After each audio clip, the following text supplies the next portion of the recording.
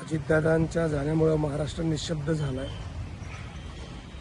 वैयक्तिकदृष्ट्या काहीतरी सुचावं ह्याला सुद्धा खूप वेळ जातोय, काही सुचत नाही. पण आज सुनीतराव यांची भेट घेतली आणि काय बोलावं काही कळत नव्हतं खरं तर.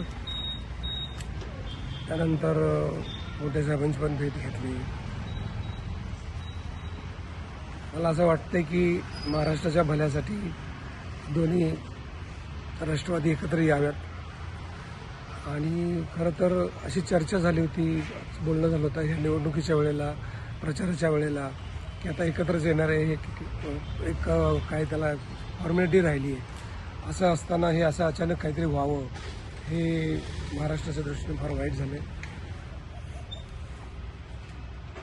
दादांचा जो उमदा डिसिजन घेण्याचा जो स्वभाव होता तो स्वभाव यावा परत महाराष्ट्राच्या भल्यासाठी आणि त्या दृष्टीने त्या अर्थानं त्यांचं स्वप्न पूर्ण व्हावं आणि ताकद वाढायची असेल तर दोन्ही राष्ट्रवादींनी एकत्र यावं. या निमित्तानं मला असं सांगावं वाटतंय. बाकी होणाऱ्या दुःखाबद्दल तर आपण बोलू शकत नाही, सध्या कोणीच काय करू शकत नाही. पण उपलब्ध परिस्थितीत जर आपल्याला पुढे जायचं असेल तर हा एक मार्ग दिसतो.